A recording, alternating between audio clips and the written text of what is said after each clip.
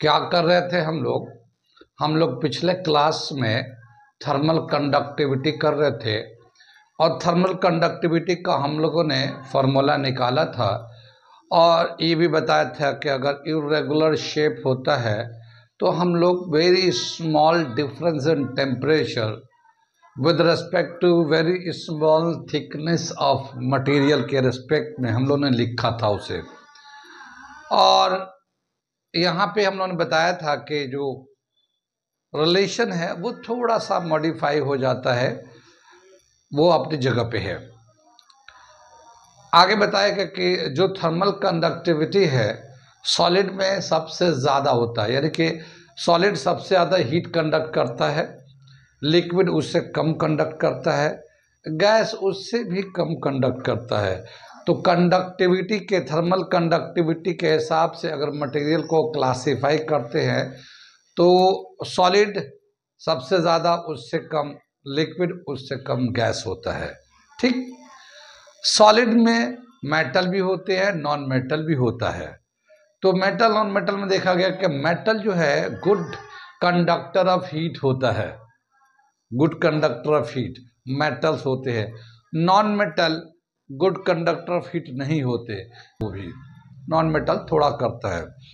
तो ये दे रखा हमारा। आगे दो टॉपिक दे रखा है, एक दे रखा heat resistance and heat current, heat current and heat resistance. ये टॉपिक आज हम लोग करेंगे। हीट रेजिस्टेंस अभी हम लोग करने जा रहे हैं, लेकिन हीट करंट, हीट रेजिस्टेंस, जो दो नाम हम लोग सुन रहे हैं ये ऐसे ही लग रहा है जैसे कि हमें और करंट होता है, रेजिस्टेंस होता है। इलेक्ट्रिसिटी में हम लोगों ने पढ़ा है कि करंट होता है। करंट को कैसे डिफाइन करते हैं हम लोग? Rate of flow of charge in a conductor is called current. इसी तरह से हीट, थर्मल कंडक्टिविटी में हीट का भी होता है। Amount of heat passing per unit time is called heat current. एक सेकेंड में कितना हीट पास करता है एक given cross area cross section से, उसी को हम लोग हीट करंट कहते हैं। अभी मैं लिख के दिखाऊंगा। और उसी तरह से हीट रेजिस्टेंस होता है। जिस तरह से कंडक्टर में रेजिस्टेंस होता है, ऐसे ही हीट का भी रेजिस्टेंस होता है। रेजिस्टेंस का जो डेफिनेशन इलेक्ट्रिसिटी में देते हैं, hindrance in flow of charge in a conductor is called resistance. यानी चार्ज को चलने में जो रुकावट होता है रजिस्टर में, और उसको रेजिस्टेंस कहते हैं। इसी तरह से एक कंडक्टर में या किसी भी तरह का मटेरियल, उसमें हीट को चलने में, हीट को पास करने में, एक एरिया ऑफ क्रॉस सेक्शन से दूसरे में जाने में कितना रुकावट है, कितने तरह के बाधाएं हैं, उनको हम लोग कहते हैं हीट रेजिस्टेंस। ठीक, तो आज हम लोग इसको करने जा रहे हैं। क्या कर रहे थे? वही जो करते कहते और सुनते चले आ रहे कि ध्यान में ही ज्ञान है।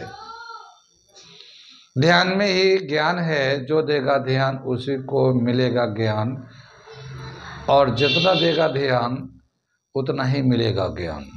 मैं साबिर अली और आप देख रहे हैं ILCC अली क्लासेस, जो अलीगढ़ बेस्ड नीट जेईई का रेजिडेंशियल कोचिंग क्लास है। साथ ही न्यू जामिया BHU और दूसरे यूनिवर्सिटी के दूसरे एंट्रेंस की भी तैयारी कराते हैं, जैसे 9th है, 11th diploma engineering, BSc nursing, CET, CUET, paramedical, NDA, CDS वगैरह वगैरह बहुत सारी तैयारियाँ होती है। तो वो लोग, जो लोग तैयारी करना चाहते हैं, कांटेक्ट कर सकते हैं। ऑनलाइन ऑफलाइन दोनों ही मोड अवेलेबल है। ठीक है, आगे चलते हम लोग लिखते हैं। क्या है? Heat current and heat resistance, heat resistance, ये दो टॉपिक करते हैं। क्या बताया कि जैसे एक ये हमारा एक सॉलिड होता है जो कंडक्टर है, मान लेते ये मेटल है और ये एक कंडक्टर है, और यहाँ पे हॉट एंड है और ये जो है ना कोल्ड एंड है, कोल्ड एंड है। ठीक, हीट जो है ना इधर से इधर की तरफ जा रहा है, यहाँ टेम्परेचर T1 है, यहाँ T2 है। कितनी बात में हमने बताया था कि ये जो सॉलिड बॉडी है ये छोटे छोटे एरिया ऑफ क्रॉस सेक्शन से मिल के बना हुआ है। तो जैसे मान लो एक सेक्शन तो ये है, ठीक है, ठीक है, हम लोग ये दिखा रहे, ये छोटे छोटे सेक्शन हम कट करके अलग अलग दिखा रहे हैं, अलग अलग कलर से, ताकि एक हमें समझने में आसानी मिले। तो ये मान लो यहाँ से हीट जाएगा यहाँ, फिर यहाँ से हीट जाएगा यहाँ, इस तरह से हीट का ट्रांसफर होता रहेगा। और जितना टेम्परेचर का डिफरेंस होगा उसी के प्रोपोर्शनल हीट का ट्रांसफर होगा। जितना ज़्यादा टेम्परेचर डिफरेंस होगा, कम डिफरेंस होगा तो हल्के हल्के हीट चलेगा, ज़्यादा डिफरेंस होगा तो उसी तरह से चलेगा। तो जिस तरह से करंट में पोटेंशियल डिफरेंस देते हैं, करंट होता है ना उसमें पोटेंशियल बाहर से बैटरी लगाते हैं और पोटेंशियल डिफरेंस प्रोवाइड करते हैं। जितना पोटेंशियल का वैल्यू होता है, पोटेंशियल डिफरेंस का वैल्यू होता है, उसी के प्रोपोर्शनल करंट चलता है। वहाँ पे हम लोग देखा है ना, ये रिलेशन इस तरह से है इलेक्ट्रिसिटी में, V is directly proportional to I।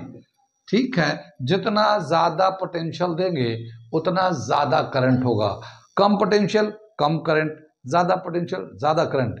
ठीक उसी तरह से यहाँ पे है T1 एंड T2, इन दोनों का डिफरेंस, जितना ज़्यादा टेम्परेचर का डिफरेंस होगा उतना ज़्यादा हीट चलेगा। अगर कम डिफरेंस होगा तो कम हीट चलेगा। यहाँ से यहाँ तक किसी भी दो सेक्शन में उन दोनों का दो सेक्शन का टेम्परेचर नोट करते हैं। अगर ज़्यादा डिफरेंस होगा तो ज़्यादा हीट जा रहा होगा, कम डिफरेंस होगा तो कम डिफरेंस होगा। तो ये जो change in temperature equivalent to potential के बराबर हो जाता है थर्मल कंडक्टिविटी में। ये इलेक्ट्रिसिटी में जिस तरह से पोटेंशियल रोल प्ले करता है, जो रोल पोटेंशियल का होता है, सेम रोल यहाँ पे टेम्परेचर डिफरेंस का होता है। आगे चले, यहाँ करंट होता है, यहाँ हीट ट्रांसफर होता है। जितना ज़्यादा टेम्परेचर का डिफरेंस होगा उतना हीट ट्रांसफर होगा। ठीक, तो यहाँ पे जो हीट करंट का जो डेफिनेशन दे रखा है, rate of flow of heat, ठीक है, हीट करंट का डेफिनेशन मैं लिखता हूं, heat current, rate of flow of heat in a conducting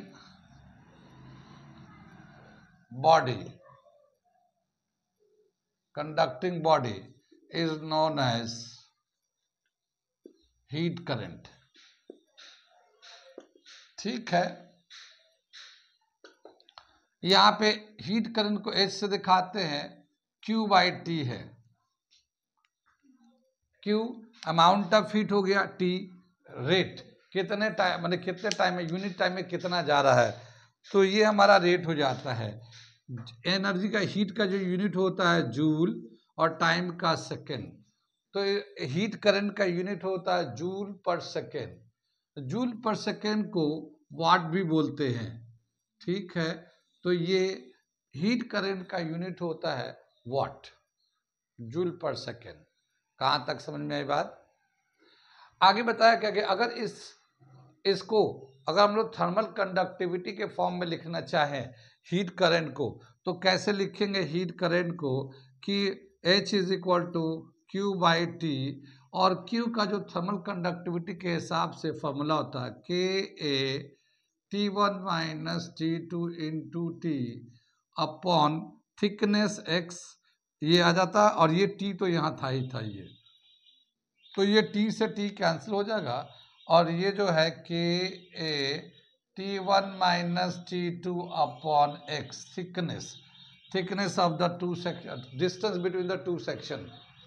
ठीक है, तो ये हीट करंट का रिलेशन हो जाता है। हीट करंट का थर्मल कंडक्टिविटी के टर्म में ऐसा रिलेशन हो जाता है, और ये डेफिनेशन के हिसाब से हो जाता है। कहाँ कहाँ समझ में आया हीट करंट? ठीक है, rate of flow of heat in a conducting material is called heat current, और उसका रिलेशन ये हो गया।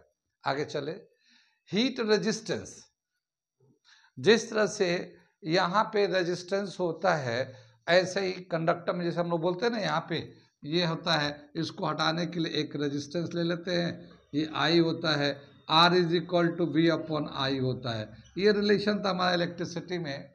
ऐसे ही यहाँ पे जो हीट जाता है, अगर हम लोग हीट रेजिस्टेंस निकालना चाहेंगे तो कैसे निकालेंगे? ये जो पोटेंशियल है उसके लिए तो टेम्परेचर डिफरेंस हो जाएगा, और नीचे ये करंट है तो ये इलेक्ट्रिक करंट था, यहाँ पे हम लोग हीट करंट लेंगे, H लेंगे। कितनी बात समझ में आई? तो अगला हम लोग लिखते हैं हीट रेजिस्टेंस, यहाँ पे लिखते हैं heat resistance.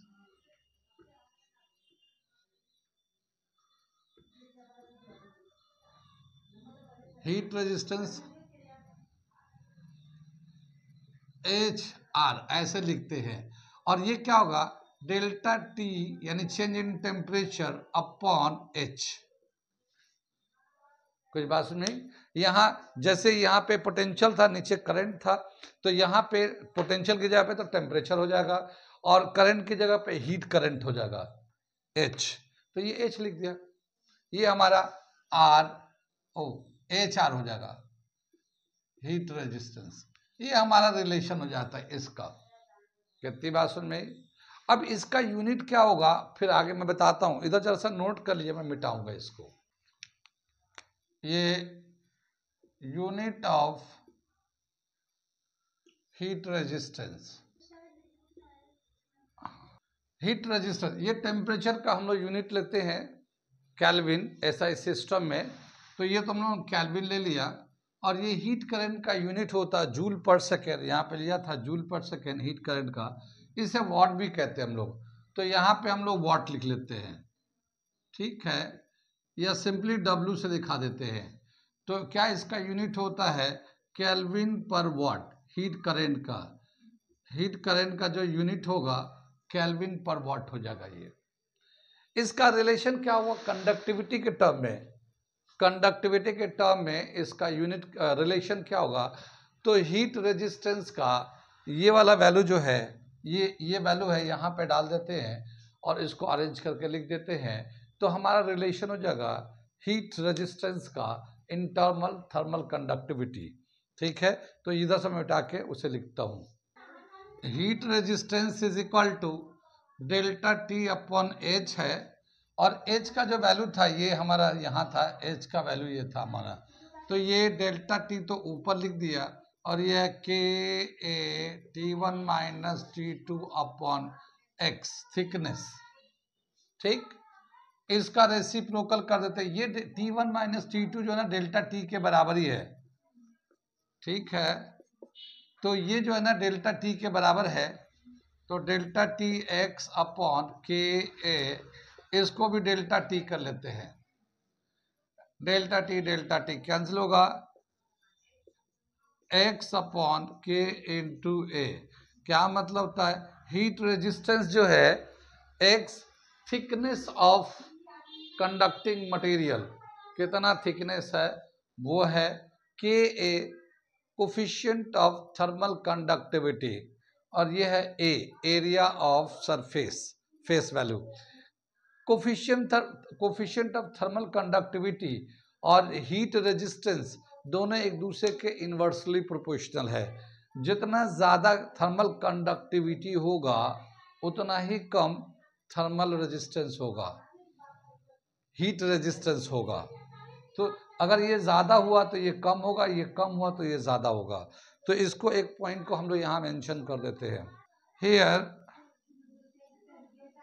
Coefficient of thermal conductivity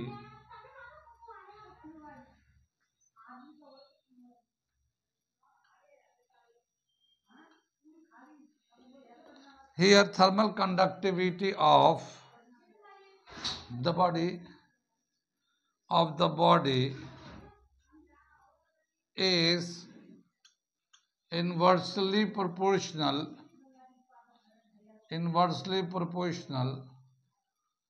to heat resistance। ठीक है, हीट रेजिस्टेंस के इन्वर्सली प्रोपोर्शनल है ये। ठीक, दिख रहा नहीं?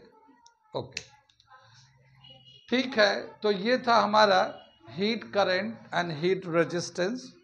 आगे इसके दे रखा है एप्लीकेशन ऑफ थर्मल कंडक्टिविटी, यानी जो थर्मल कंडक्टिविटी का प्रोसेस होता है हमारे डेली लाइफ में कहाँ कहाँ इसका यूज होता है, कौन कौन सी हम लोग चीज़ें हैं जहाँ पे हम लोग थर्मल कंडक्टिविटी को देखते हैं, कंसीडर करते हैं।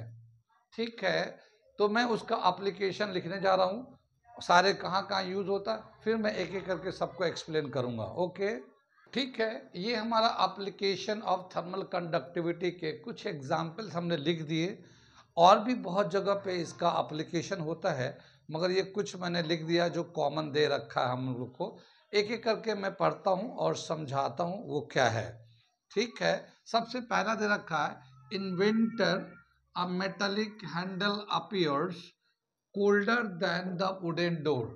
क्या मतलब हुआ, सर्दियों में जो हमारे दरवाजे होते हैं उनके जो हैंडल होते हैं आमतौर पे हम लोग मेटल के बनाते हैं, तो वो जो हैंडल होता है मेटेलिक, और जो दरवाजे होते हैं, दरवाजे तो आम वुडन भी बनाते हैं, लकड़ी के भी दरवाजे होते हैं, तो बताया कि जो मेटेलिक डोर होता है या मेटेलिक हैंडल होता है वो ज़्यादा ठंडा होता है एज कंपेयर टू वुडन। ठीक है, या वो हमें ज़्यादा ठंडा लगता है, जैसा मेटालिक हैंडल होते हैं वो हमें ज़्यादा ठंडा लगता है as compare to wooden door या वुडन सब्सटेंस। तो जैसे आप लोग भी, हम लोग घर में ऑब्जर्व कर सकते हैं, जैसे कि जब भी हम लोग घर में चलते हैं कोई मेटल का वो ग्रिल होता है या डोर होता है या कोई चीज़ होता है तो मेटल का होता है तो उससे पकड़ते हैं तो हमें ज़्यादा ठंडा लगता है, और लकड़ी वगैरह का होगा, प्लास्टिक का होगा तो उसमें ठंडा कम लगता है। क्यों?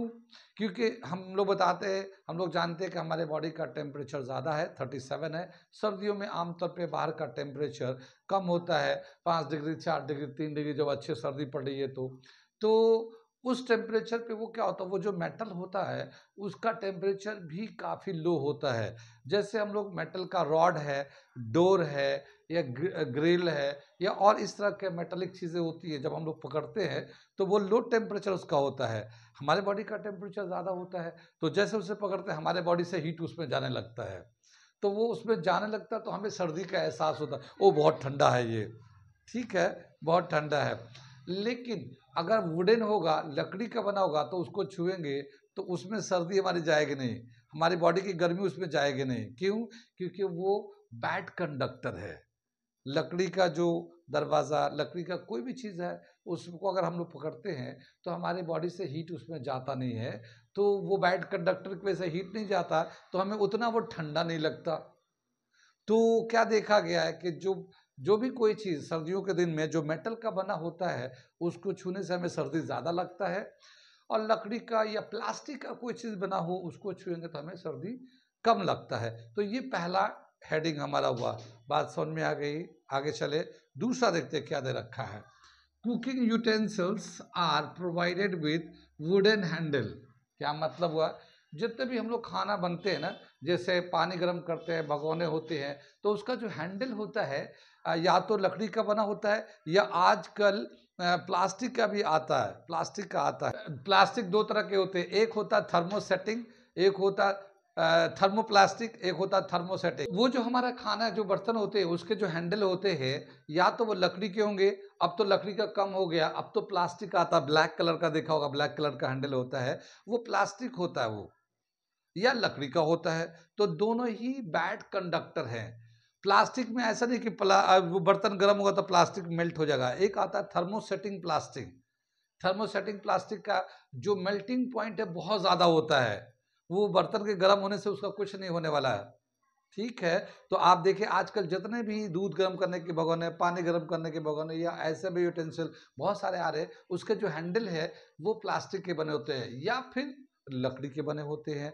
तो वो बैड कंडक्टर होने की वजह से या बैड कंडक्टर ऑफ हीट होने की वजह से वो गर्म नहीं होता, और बर्तन चाहे जितना भी गर्म हो लेकिन हैंडल उसका ठंडा ही रहता है, और फिर आराम से उतार लो, चढ़ा लो, ये सब कर लेते हैं। कुकर में तो देखा हो, कुकर में लग रहा था ऊपर नीचे ब्लैक कलर का जो लगा होता है, वो सब चीज़ें हैं। तो प्लास्टिक भी होता है, वुडन भी होता है, यहाँ पे वो खाली वुडन दे रखा है, वैसे प्लास्टिक का भी होता है। तो ये जो है आपको मतलब ठंडा रखता है और आसानी से बर्तन को उतारने में और चढ़ाने में आसान हेल्प मिलता है। कितनी बात समझ में आई? ये समझ में आ गया कि जितने भी हमारे यूटेंसिल्स बर्तन है खाना बनाने वाले, उन सब के हैंडल जो होते हैं या तो लकड़ी के होते हैं या प्लास्टिक के होते हैं। प्लास्टिक की वैरायटी बहुत आती है आजकल, बहुत तरह के प्लास्टिक आते हैं। कितनी बार में प्लास्टिक का मेल्टिंग पॉइंट बहुत ज़्यादा होते हैं। यहाँ तक समझ में आ गया, ये समझ में आ गया। ये तीसरा हो गया, दूसरा हो गया। तीसरा देख रहे हैं, a new quilt is warmer than a old quilt. Quilt का मतलब होता है कंबल, रजाई, ठीक है। तो बताया कि जो नया रजाई होते हैं या कंबल होते हैं वो ज़्यादा गर्म करते हैं, लेकिन जो पुराने हो जाते हैं कंबल या रजाई वो उतना गर्म नहीं करते। ऐसा क्यों? क्योंकि जो नए होते हैं वो जो रजाई रजाई ब्लैंकेट, रजाई तो सुना होगा। रजाई क्या होता है, जब जहाँ बनता है, कभी देखा बनते हुए, वो कॉटन को पहले वो धुरमुस से उसको करते हैं, उसकी एक मशीन होती है उससे होती है, फिर वो पूरे कॉटन को खोला जाता है, फिर उसको कपड़े में डाल के सेटिंग करके फिर उसकी सिलाई होती है। तो वो जो कॉटन होते हैं ना, सब सॉइलन होते हैं, फूले फूले से होते हैं, दबे दबे से नहीं होता, फूले फूले से होते हैं। क्यों फूले होते हैं? क्योंकि उनके जो स्पेस होते हैं उनमें हवा भरा रहता है। वो सब गद्दे में, हाँ, जो कॉटन है कॉटन के बीच बीच में हवा भरे होते हैं। और जो एयर है वो एक बैड कंडक्टर ऑफ हीट होता है। तो जब वो नया ब्लैंकेट होता है या नया रजाई होता है तो उस वक्त उसके कॉटन का जो बना होता है उसके अंदर सब हवा भरे होते हैं, तो उसमें आसानी से हमारे इधर बॉडी का हीट बाहर नहीं जाता, बाहर का ठंड जो ना अंदर नहीं आता, क्योंकि एयर से सब भरा होता है। लेकिन जब वही पुराने हो जाते हैं तो वो जो कॉटन है वो दब जाते हैं, और वो जो मोटा सा ब्लैंकेट था, वो रजाई था, वो पतला हो जाता है। पतला हो जाने की वजह से उसके अंदर जो ना एयर स्पेस कम हो गया। कम हो गया तो ज़ाहिर थोड़ी सी कंडक्टिविटी बढ़ जाती है, यानी कि हमारी जो हीट है आसानी से बाहर जाने लगता है, या बाहर की ठंड जो है, यानी जब रजाई ओढ़ के सो रहे होंगे हम लोग तो ऊपर ठंड है, हवा बाहर का तो ठंड है, और अंदर हम ब्लैंकेट के अंदर है तो ऊपर से ठंड भी अंदर आने लगती है। तो जब पुराने हो जाते हैं तो उसका एयर स्पेस कम हो जाता है, और उसकी वजह से एयर कम हो जाने की वजह से वो हमें ठंडा लगने लगता है, लेकिन नए में वो गर्म रहता है, बहुत अच्छा काम करता है। कितनी बात सुन में ये, तो ये तीसरा हमारा इफेक्ट हो गया। आगे चले, ये देखिए, birds swell their feathers in winter, ये चौथा इफेक्ट देखते हैं। बर्ड्स तो देखा ही होगा, आमतौर पे सर्दियों में क्या होता है, जब धूप होते हैं तो चिड़िया वगैरह जितने भी छोटे बड़े चिड़िया हैं वो सभी आते हैं, पंखे को ऐसे ऐसे करते हैं और फिर आराम से ऐसे पंखे को करके फिर ऐसे करके दबाते हैं पंखे को, पंख को ऐसे खोल के और फिर हवा को अंदर करते हैं, क्योंकि हवा जो है वो एक बैड कंडक्टर है। और पुराने जो ऐसे उसके पंख ऐसे ठंड में ऐसे बैठे बैठे बैठे क्या होगा कि अंदर के तो हवा निकल जाता है, और वो जो है ना बॉडी का हीट बाहर निकलने लगता है, क्योंकि बाहर के जो हीट सर्दी है वो बॉडी को टच कर रहा होता है, अंदर से बाहर हीट जाता है, उसको सर्दी लगती है। जितने भी बर्ड्स है जो उसके ऊपर देखिए फीदर लगे होते हैं, पंख होते हैं। पंख से क्या फायदा है? पंख से ये फायदा है कि पंख जो ना एक इंसुलेटर है, वो जो ऊपर पंख लगे होते हैं वो एक इंसुलेटर है, ना हीट को बाहर जाने देता है ना हीट को बाहर से कुछ अंदर आने देता है। अब सर्दी के दिन है, बाहर ठंड में टेम्परेचर बहुत कम है, तो जाहिर है वो ठंड तो उसके बॉडी को लगेगा, तो वो फेदर से वो बिल्कुल हवा, सर्द हवा अंदर आएगी नहीं, वो ऊपर ही रुक जाएगा। अब जैसे देखो, मुझे देख लो, मैं थोड़ा मजाक मत करना यार, देखो मेरे सर पे बड़े बड़े बाल होते, बड़े बड़े बाल होते तो मेरे सर में ठंडा नहीं लगता है, लेकिन मेरे बाल नहीं है तो मेरे थोड़े से गंजे हैं यार। और वो जो ठंड जो बाल नहीं है ना, वहाँ ठंडा बहुत लगता है, उस ठंड से बचने के लिए मुझे कैप पहन के रखना पड़ता है। तो अगर बाल होते तो जाहिर है वहाँ पे वो जो बाल जो था ना एयर को रोक लेता है, आमतौर पे एयर को रोक लेता है, ठंड हवा को रोकता है, और जैसे सर्द लहरें चल रही है उसे रोक लेता है। लेकिन बाल नहीं होने की वजह से वो ठंडा बहुत लगता है, वहाँ पे ठंड लगता है बाल में, उसे ठंड लग जाता है पूरी बॉडी में, तो उसको कैप पहन लेते हैं, तो वो कैप जो है ना थोड़ा प्रोटेक्ट करता है। ऐसे ही जितने भी बर्ड्स हैं उनके ऊपर जो है ना पंख जो लगे होते हैं वो उसको ठंड से बचाते हैं, लेकिन बहुत देर तक ऐसे रहने के बाद उनकी बॉडी के जो अंदर का जो हीट है निकलने लगता है। फिर वो जब बाहर थोड़ा धूप होता है, जब मौसम खुलता है या दिन होता है तो बाहर निकलते हैं, फिर पंख को जैसे ऐसे हिलाकर और फिर फ्रेश एयर को लेते हैं। तो फ्रेश एयर जब लेते हैं तो वो इंसुलेटर होता है, वो हीट को जाने नहीं देता और थोड़ा उसको राहत मिलता है। ठीक है, तो इस तरह से कंडक्टिविटी इसको हेल्प करता है। Fourth part, birds soil, soil मतलब फैला लेते हैं देयर फेदर्स इन विंटर, यानी फेदर्स को जो उनके पंख उनको सॉयल कर लेता वो। कितनी बात सुन में आगे चले, समझ में आता है ये कैसे। इसी तरह से पांचवा दे रखा, ice is packed in sawdust. जब भी कभी बर्फ वगैरह हम लोग खरीद के लाते हैं, पांचवा पॉइंट बता रहा हूं मैं, कि जब हम लोग बर्फ लेके जाते हैं तो, या कोई भी बर्फ रखा रहता है तो उसको ऊपर जो है ना लकड़ी के जो बुरादे होते हैं, लकड़ी के बुरादे, लकड़ी के छोटे छोटे पीसे, उसके ऊपर से उसको ढक देते हैं, या फिर हम लोग किसी ऐसी चीज से ढक देते हैं जो थर्मल कंडक्टिविटी को रोकता है।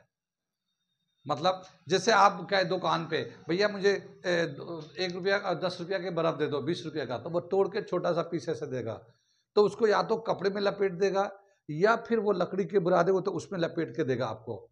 पॉलिथीन में भी बांध सकते हैं, पॉलिथीन में क्यों, वो जो सॉ डस्ट है या जो वो लकड़ी के पीसेज है वो बैड कंडक्टर ऑफ हीट होता है, तो जब उस पर लगा देगा तो बाहर की जो गर्मी है, क्योंकि बर्फ का इस्तेमाल तो गर्मी में ही करते हैं हम लोग, तो बाहर की जो गर्मी है जिसकी वजह से वो मेल्ट करता है और टेम्परेचर ज़्यादा होने की वजह से, अब वो उसकी वजह से वो हीट अंदर नहीं आएगा।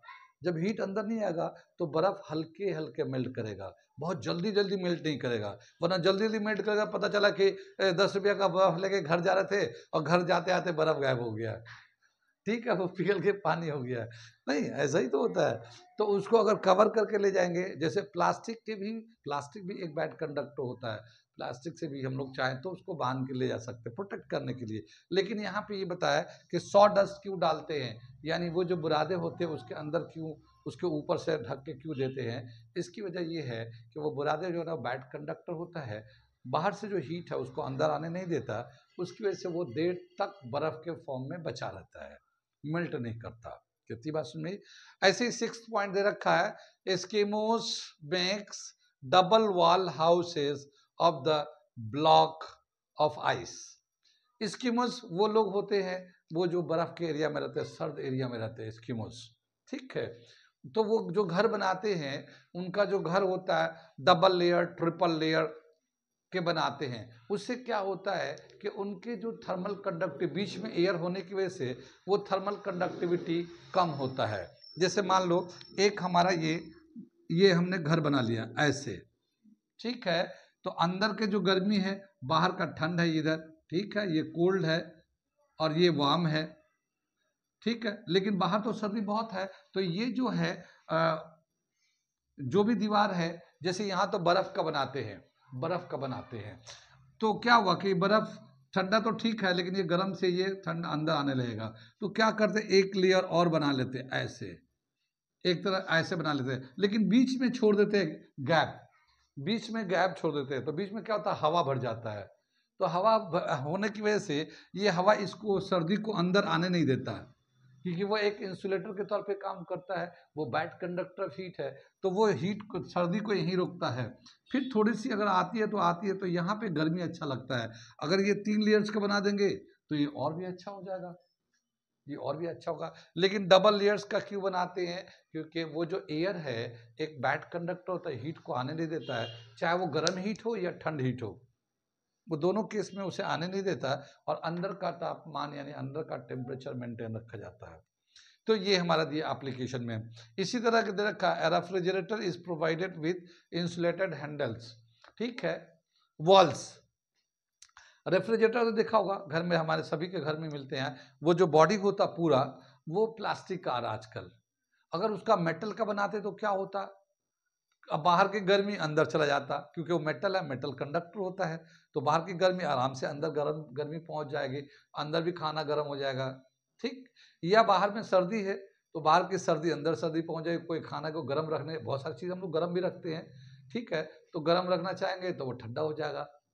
तो अब क्या करते हैं, प्लास्टिक बॉडी है पूरी, वो प्लास्टिक बॉडी है, तो प्लास्टिक बॉडी में इंसुलेटर होने की वजह से बाहर अंदर का टेम्परेचर बिल्कुल अलग अलग होता है, बाहर की गर्मी अगर है अंदर नहीं जा सकता क्योंकि प्लास्टिक है, या अंदर अब बाहर का अगर ठंडा है तो अंदर नहीं जा सकता, जो चीज़ हमें गर्म रखना है वो गर्म रहेगा। कितनी बात सुनी। तो ये आजकल रेफ्रिजरेटर के जो बॉडी है वो प्लास्टिक के इसलिए होते हैं कि वो जो है इंसुलेटर होता है वो हीट का ट्रांसफर को रोकता है। कितनी बात सुनी। ये कुछ हमारा एप्लीकेशन दे रखा है। सर्दियों में हम लोग क्या होता है, हम लोग जैसे क्या करते हैं, स्वेटर थोड़ी पहनते हैं हम लोग, सर्दियों में कई सारे कपड़े पहनते हैं। सर्दियों में हम लोग कई सारे कपड़े पहनते हैं, अंदर बनियान है, फिर अंदर टी शर्ट है, फिर अंदर और वार्मर है, फिर उसके ऊपर शर्ट है, उस पर स्वेटर है, उसके ऊपर जैकेट, ये लेयर बाय लेयर पहनते हैं। इससे क्या होता है कि जैसे मान लो पहले ऊपर का ठंडा होगा, फिर वो अंदर जाएगा ठंडा, दूसरे कपड़े को ठंड करेगा, लेकिन उसके बीच में एयर होगा तो वो उसे एयर रोकेगा, तो अंदर वाला फिर ठंडा होगा, फिर उसके नीचे वाला ठंडा होगा, तो होते होते बॉडी तक पहुंचते पहुंचते हमारा बॉडी सेफ रहता है। तो इसीलिए सर्दियों में एक मोटा ना पहन के कई पतले पतले कपड़े पहनेंगे, तब भी वो आपको ज़्यादा फायदेमंद होगा। जैसे होता ना, एक सोचते हैं कि एक मोटी जैकेट पहन लेंगे तो सर्दी से बच जाएंगे, नहीं, आप पतले पतले 3-4 बनियान अलग अलग टाइप के, अलग अलग क्वालिटी के भी पहन लेंगे, तब भी वो आपको सेव कर देगा, सर्दी से बचा लेगा।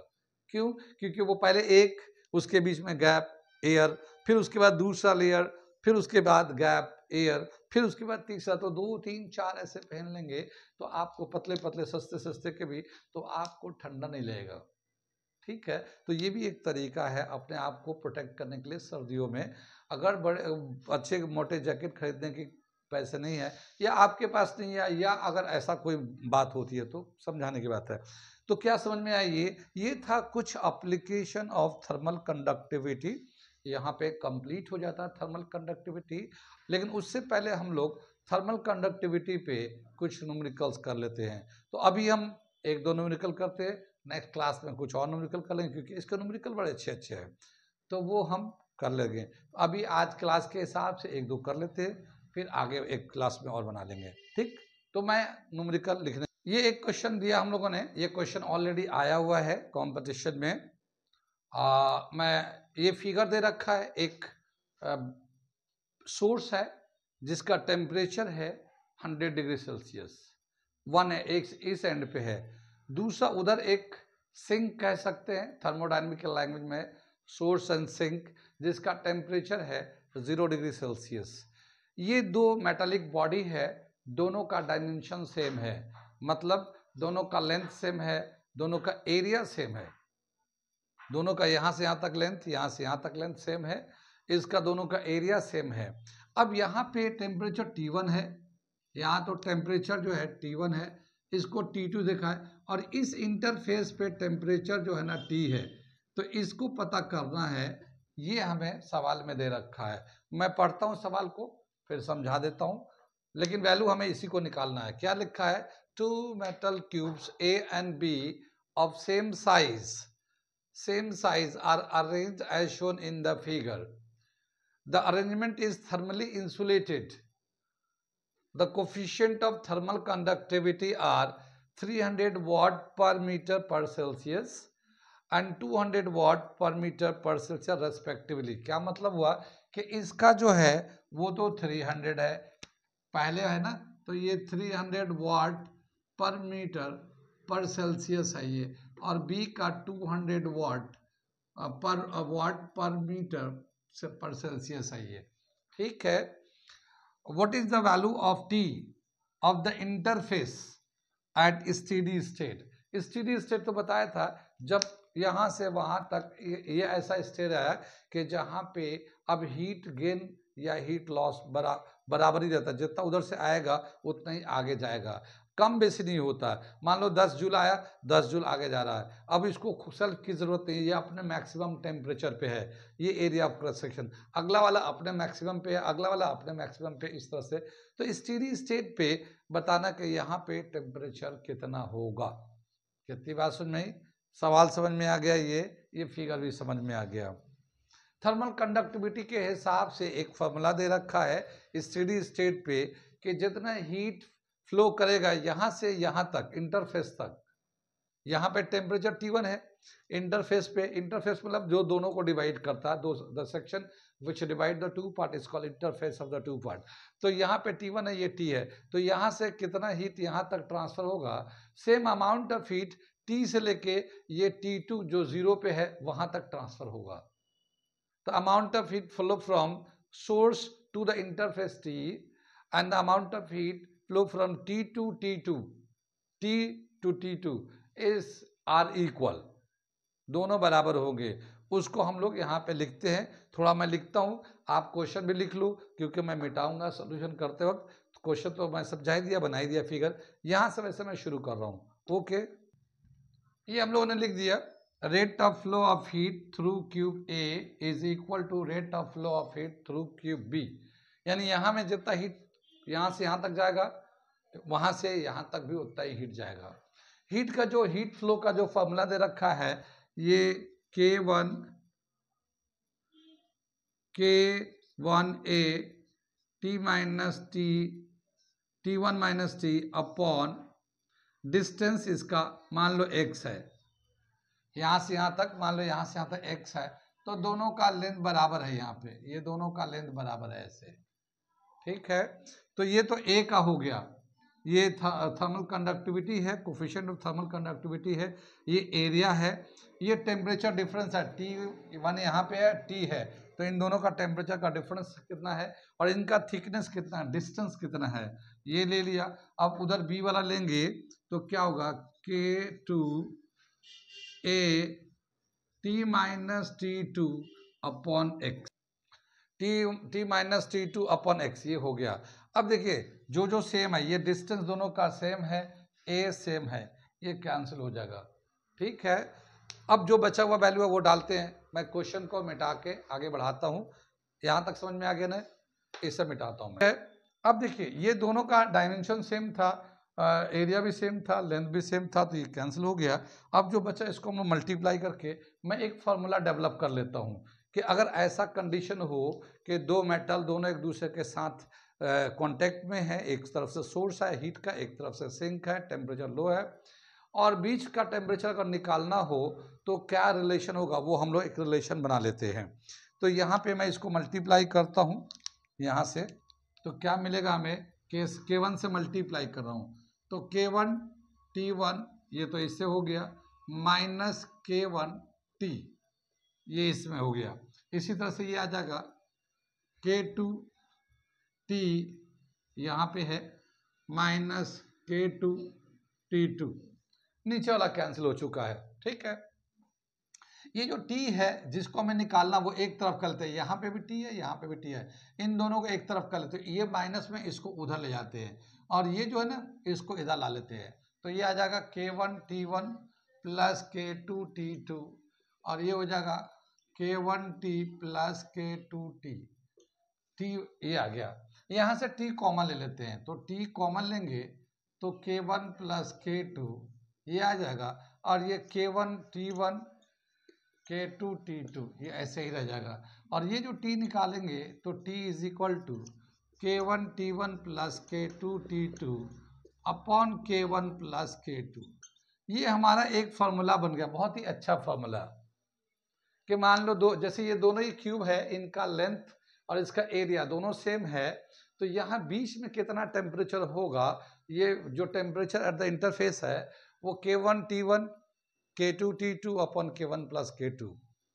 सिर्फ यहाँ का टेम्परेचर नहीं, अगर मान लो इसका टेम्परेचर दे रखा हो तो इसका भी टेम्परेचर T1 निकाल सकते हैं, ये T2 भी निकाल सकते हैं, इसमें थर्मल कंडक्टिविटी K1 K2 भी निकाल सकते हैं, कुछ भी कर सकते हैं, अगर ये इसका लेंथ और इसका एरिया सेम रहा तो ये फॉर्मूला वैलिड कर जाएगा। कितनी बात सुन में, आगे चले। अब इस क्वेश्चन के हिसाब से जो जो वैल्यू दे रखा वो मैं डाल के सिंप्लीफाई कर देता हूँ, मगर ये एक शॉर्टकट फॉर्मूला आपके लिए बन गया। ये इस तरह के तीनों का टेम्परेचर देखिए, यहाँ टेम्परेचर, यहाँ टेम्परेचर, यहाँ टेम्परेचर, ये तीन टेम्परेचर और इनका थर्मल कंडक्टिविटी K1 K2 का मिलाकर ये फॉर्मूला हो गया। अगर उसका लेंथ और उसका area of cross section same है तो ठीक, इसे मैं मिटाता हूँ, इसका वैल्यू डाल के दिखाता हूँ। यहाँ पे अगर मैं आगे बढ़ाता हूँ यहीं पे, तो कैसे लिखेंगे ये यहाँ लिख देता हूँ। K1 का वैल्यू कितना है 300, ये दे रखा है यहाँ पे 300, और T1 टेम्परेचर कितना दे रखा 100 डिग्री सेल्सियस, प्लस K2 का वैल्यू कितना 200, और ये हमारा 0 डिग्री सेल्सियस दे रखा है, अपॉन K1 कितना 300 प्लस 200 किलोवाट है ना। ये तो 0 से मल्टीप्लाई होकर 0 हो जाएगा, ये हो जाएगा कितना 300 इंटू 100, और नीचे आ जाएगा 200 300 500, तो एक दो जीरो तो इससे काट लो, 5 से इसे कर दो, तो ये 60 आ जाएगा। तो यहाँ पे जो टेम्परेचर आएगा वो आ जाएगा हमारा 60 डिग्री। तो ये 60 डिग्री बिल्कुल ही करेक्ट आंसर आ जाएगा आपका। कितना समझ में आया? ये आ रहा समझ में? तो इस तरह के लिए ये बहुत ही अच्छा, और ये फॉर्मूला भी ठीक। एक क्वेश्चन और कर लेते हैं आज के। ये मैं एक दूसरा क्वेश्चन लिख दिया, मैं इसे पढ़ता हूँ, समझाता हूँ, फिर उसको बताता हूँ कैसे करना है। क्या है ये? One end of a copper rod of uniform cross section and of length 1.5 meter is kept in contact with ice and the other end with water at 100 degrees Celsius. At what point along its length should a temperature of 200 Celsius be maintained so that in a steady state the mass of ice melted be equal to that of the steam produced in the same interval of time?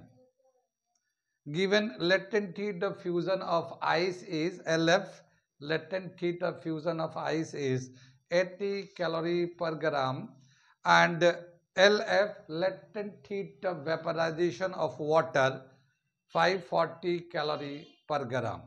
ये दे रखा हमारा सवाल। अब मैं इसको एक figure बनाता हूं। क्या बोल रखा एक सवाल में कि एक कॉपर रॉड है जिसका लेंथ है 1.5 मीटर, उसके एक एंड पे बर्फ है, आइस है, दूसरे एंड पे वाटर है। बर्फ का टेम्परेचर 0 डिग्री सेल्सियस है और वाटर का टेम्परेचर 100 डिग्री सेल्सियस है। अब उस कॉपर रॉड का जो लेंथ है 1.5 मीटर, वहां पे किसी एक पॉइंट पे हमें एक टेम्परेचर देना है, जिस टेम्परेचर वहां से सप्लाई करना लेंथ के बीच में कहीं से, जिसका जो टेम्परेचर होगा 200 सेल्सियस। उस टेम्परेचर को वहां से देने की वजह से क्या होगा कि जो कॉपर रॉड है तो दोनों तरफ हीट जाने लगेगा, क्योंकि आइस का टेम्परेचर 0 है तो यहाँ 200 होगा तो उधर भी टेम्परेचर जाएगा, और वाटर का टेम्परेचर 100 है, उधर भी टेम्परेचर जाने लगेगा क्योंकि ये 200 है, तो दोनों तरफ हीट चलने लगेगा। उसकी वजह से क्या होगा कि उधर आइस मेल्ट करने लगेगा और इधर वाटर वेपराइजेशन, क्योंकि ऑलरेडी वो 100 डिग्री पे था तो वेपर में कन्वर्ट होने लगेगा। तो कितना, कहाँ पे वो 200 का टेम्परेचर रखा जाए कि सेम टाइम में जितना इधर बर्फ पिघलेगा उतना ही उधर पानी जो है एवापोरेट होगा या वेपर में बनेगा। इधर जितना बर्फ पिघलेगा यानी सॉलिड से लिक्विड में चेंज होगा, उतना ही वाटर उधर लिक्विड से वेपर में चेंज होगा। Same amount of ice and water in same interval of time, same time में same amount of ice should be melt and same amount of water should be vaporise. ये हमारा सवाल दे रखा है। मैं एक फिगर से इसको समझाता हूँ, बाकी इसी पे फिगर पे ही सारे बात को लिख दूंगा ताकि ये आपको फिर क्वेश्चन को मिटाना पड़ेगा सोल्यूशन करने के लिए। तो क्या देखते हैं, सबसे पहले हम लोग देखते हैं एक रॉड है जो 1.5 मीटर लंबा है, कॉपर रॉड है, ठीक है। ये हमारा कॉपर रॉड है, इसका लेंथ है 1.5 मीटर, ठीक है। ये हमारा, अगर मान लेते इधर जो है ना आइस से कांटेक्ट में है, यहाँ पे जो है ये जो कांटेक्ट में है आइस के कांटेक्ट में है, इधर आइस है, तो यहाँ पे जो टेम्परेचर है ये 0 डिग्री सेल्सियस है, और इधर जो कांटेक्ट में है वो वाटर है। इधर हम लोग ले लेते हैं, ये वाटर है इसमें, ठीक है ना, ये वाटर है, इसका जो टेम्परेचर है 100 डिग्री सेल्सियस है, ठीक है, वाटर है ये, ठीक। अब हम लोग बीच में कहीं पे एक टेम्परेचर हम लोग मेंटेन करना चाह रहे हैं, यहाँ पे टेम्परेचर देना चाह रहे हैं जो 200 डिग्री सेल्सियस है, 200 डिग्री सेल्सियस है, और हम ये चाह रहे हैं कि जितना आइस मेल्ट करेगा उतना ही वाटर वेपराइज हो जाए, ठीक है। तो ये वाला पोजीशन कहाँ है, ये वाला पोजीशन बताना हमें। तो अगर हम लोग आइस से हम लोग एक्स डिस्टेंस मान लेते हैं कि आइस से ये वाला पोजीशन जो है इसको ले लेते हैं ए, इसको लेते हैं B और इसको लेते हैं P पॉइंट। तो अगर आइस से इस पॉइंट का लेंथ x है तो इधर जो वाटर से कितना होगा 1.5 माइनस x, यहाँ से यहाँ तक लेंथ बचेगा। ठीक है, कितनी बात समझ में आई? यहाँ पे 200 और ये हो गया। ये सारा इंफॉर्मेशन हम लोग ने यहाँ पे लिख दिया। यहाँ पे LF latent heat of fusion of ice 80 calorie per gram, ये तो हम लोग जानते भी हैं, ये हमें याद है। और latent heat of vaporisation 540 calorie per gram, ये भी है। ये 2 पॉइंट इंफॉर्मेशन में दे रखा है। ये सवाल था, इस सवाल का हम लोगों ने ये फिगर बना दिया। एक रॉड 1.5 मीटर कॉपर रॉड है, इसका एक साइड एंड पे आइस है जिसका टेम्परेचर 0 डिग्री है, दूसरे एंड पे वाटर है जिसका टेम्परेचर 100 डिग्री है। हम लोग एक पॉइंट पे एक रॉड के बीच में ही कहीं से, यहाँ लिखा ना, at what point along its length should a temperature of 200 be maintained so that in steady state the mass of ice melted be equal to that of steam produced। ठीक है ना, यानी जितना आइस मेल्ट करेगा उतना ही steam produce होगा। तो इस लेंथ के अलोंग एक पॉइंट पे हमें 200 का टेम्परेचर मेंटेन करना है, तो वो बताना कहाँ पे करें, कहाँ पे करेंगे। सवाल समझ में आ गया, ये फिगर भी समझ में आ गया। अब मैं क्वेश्चन को मिटा देता हूँ, ऊपर से करेंगे। ठीक, यहाँ तक समझ में आ गया, मिटाता हूँ। हम लोग मान लेते हैं कि m mass, let m mass of ice melted into water. तो जितना m मास मेल्ट हुआ आइस का उतना ही मास वाटर भी वेपराइज हो जाएगा, तो दोनों का मास बराबर होगा। तो पहले हम लोग एज्यूम करते हैं, ठीक है, let mass m of ice melted. तो जब मेल्ट करता है तो सॉलिड से लिक्विड में चेंज होता है, उस वक्त फ्यूजन होता है। उस वक्त हमें कितना हीट देने पड़ेंगे, amount of heat to required to convert m mass of ice into liquid is equal to Q। Q is equal to MLF, mass into latent heat of fusion of ice. ठीक है, इतना mass, जो mass fuse heat में ice से liquid में जाएगा वो मास ले लिया हम लोगों ने, और लेटेंट फ्यूजन से मल्टीप्लाई करेंगे तो इतना हीट की जरूरत होगी। ठीक है ना, यहाँ जैसे 200 टेम्परेचर है, तो जब यहाँ 200 होगा तो एक हीट तो कुछ हीट इधर चलने लगेगा, दोनों तरफ जाएगा, और कुछ हीट इधर की तरफ जाएगा, दोनों तरफ हीट जाएगा। क्योंकि ये 200 है तो 0 की तरफ, हाई टेम्परेचर से लो टेम्परेचर की तरफ हीट जाता है। ये 200 है, ये 100 है, तो इसमें भी हीट जाएगा। तो 200 से दोनों तरफ हीट जा रहा है, इतना हीट की ज़रूरत होगा इसको हमें मेल्ट करने के लिए। अगर हम लोग उसको थर्मल कंडक्टिविटी के हिसाब से देखते हैं, ये इतना हीट जो देंगे तो ये हीट यहाँ से आइस की तरफ आएगा। तो कैसे लिखेंगे कि थर्मल कंडक्टिविटी ऑफ कॉपर, ये कॉपर रॉड है ना, ये thermal coefficient of thermal conductivity of copper into area of copper rod into temperature 200। इसका जो टेम्परेचर 200 था माइनस 0 डिग्री ए अपॉन एक्स, यहां से यहां तक का डिस्टेंस है एक्स। ये कितना समझ में आई? ये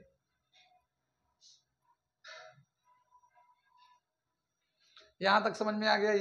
ये thermal conductivity of copper, coefficient of thermal conductivity, area of copper rod, और ये टेम्परेचर का डिफरेंस, इस पॉइंट के बीच का जो टेम्परेचर डिफरेंस, यहाँ 200 है, यहाँ 0 है आइस पे, और यहाँ से यहाँ तक डिस्टेंस एक्स हमने ले लिया है। ठीक, तो ये तो इसके बराबर, इसको इक्वेशन नंबर 1 कर लेते हैं। ठीक, अब इधर देखते हैं, यहां से जो हीट जाएगा वाटर की तरफ, और वाटर जो ना वेपर में चेंज होगा, वाटर जो ना वेपर में चेंज होगा, तो जो अमाउंट ऑफ हीट चाहिए वहां लिखता हूं मैं, ये Q is equal to M latent heat of vaporisation से मल्टीप्लाई कर देंगे। ये मास इतना ही है, जितना आइस था मास उतना ही वाटर का मास, दोनों मास बराबर हो गए। और ये लेटेंट हीट ऑफ वेपराइजेशन, यानी ये जितना वैल्यू दे रखा उससे हम लोग मल्टीप्लाई कर देंगे, तो इतना हीट की जरूरत होगी m मास ऑफ वाटर को वेपर में चेंज होने के लिए। अगर हम लोग इसको थर्मल कंडक्टिविटी के हिसाब से देंगे तो यहाँ से यहाँ तक हीट जाएगा, ठीक है, तो इसको क्या लिखेंगे कि thermal conductivity of copper rod, rod same है, area of copper rod into temperature difference. तो यहाँ पे कितना है 200, जहाँ सोर्स है उसका टेम्परेचर 100 है, और यहाँ से यहाँ तक का जो डिस्टेंस है 1.5 माइनस एक्स। कितना समझ में आया ये दूसरा इक्वेशन बना दिया। कहाँ तक समझ में आया? बिल्कुल पक्का समझ में आया। आ गया। अब इनको हम लोग डिवाइड करेंगे, इक्वेशन 1 को इक्वेशन 2 से डायरेक्ट डिवाइड कर देते हैं हम लोग। डिवाइडिंग इक्वेशन 1 बाय इक्वेशन 2, ठीक है। अगर हम लोग यहां से लेते हैं, ये तो Q तो दोनों को सेम कर दिया, Q दोनों में बराबर है नहीं है, तो ये भी हीट ये भी दोनों बराबर है, क्योंकि जितना हीट इधर आएगा उतना ही हीट उधर भी जाना है, ठीक है। अब क्या हुआ, जब डिवाइड करेंगे तो देखो ये M से M कैंसिल हो जाएगा, तो ये M से M कैंसिल हो जाएगा, तो latent of fusion upon latent heat of vaporisation यहाँ से बच जाएगा। यहाँ डिवाइड करेंगे तो K A सब कैंसिल हो जाएगा, बचेगा यहाँ 200 में से 0 जाएगा तो ये 200 हो जाएगा अपॉन x, ये तो इसका हो गया, और इसके नीचे आएगा 200 में से 100 जाएगा तो ये 100 बच जाएगा अपॉन 1.5 माइनस एक्स। कितनी बात सुन में, ये यहाँ तक समझ में आ गया ये। अब चलते हैं इसका, ये तो 4 टर्म है, इसका रेसिप्रोकल करेंगे, और लेटेंट हीट ऑफ फ्यूजन का वैल्यू दे रखा है 80 calorie per gram, latent heat of vaporisation 540, वो हम लोग वैल्यू डाल देते हैं। तो ये तो हो गया हमारा 80 किलो कैलोरी पर ग्राम, ये 540 दे रखा है, और ये हो जाएगा 200 upon x, 1.5 minus x upon 100। हमने ये नीचे वाला को रेसिप्रोकल कर दिया, ठीक। ये 2 0 इससे कैंसिल कर देते हम लोग, ठीक। ये 0 से 0 कैंसिल हो जाएगा, ये 2 से कट जाएगा, 4 से कटेगा, 2 से कट जाएगा, 2 4 जा 8, 2 2 जा 4, 2 7 जा, ये आ जाएगा। तो ये 4/27 आ जाएगा, और यहाँ पे आ जाएगा, देखो 2 से इसको मल्टीप्लाई करेंगे तो ये 1.5 को 2 से करेंगे तो 3 हो जाएगा, और ये 2x हो जाएगा अपॉन x हो जाएगा। इसको क्रॉस मल्टीप्लाई कर देंगे हम लोग तो क्या मिल जाएगा हमारा, ये 4x मिल जाएगा यहाँ से, और 27 को 3 से मल्टीप्लाई करेंगे तो 81, और ये हो जाएगा 54x, ठीक है। कितनी बात सुन में, 54 को हम लोग इधर ला लेते हैं, तो 54 plus 4 58, 58x is equal to 81, और x का वैल्यू क्या आ जाएगा हम लोग का, तो 81 को 58 से डिवाइड कर देंगे तो हमारा ये x का वैल्यू आ रहा है, x is equal to 81 upon 58। दिख रहा है पीछे वाले बच्चों को सबको, ठीक है।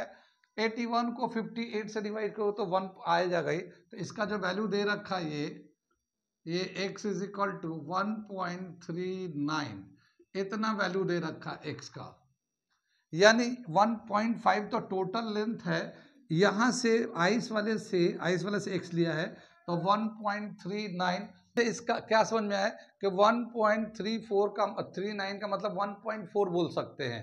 तो यहाँ से आइस से इस पॉइंट का डिस्टेंस होगा 1.4 मीटर, और यहाँ वाटर से इसका डिस्टेंस 0.1 मीटर, क्योंकि इसको ज़्यादा हीट चाहिए, पानी को स्टीम बनने के लिए 540 कैलोरी पर ग्राम चाहिए, तो उसको तो उसके करीब होगा तो उससे ज़्यादा हीट मिलेगा, और आइस को तो थोड़ा भी हीट मिल जाएगा तब भी वो पिघल, क्योंकि 0 डिग्री पे होता है ना, 0 डिग्री से ज़्यादा होना चाहिए, पिघलना शुरू कर देगा।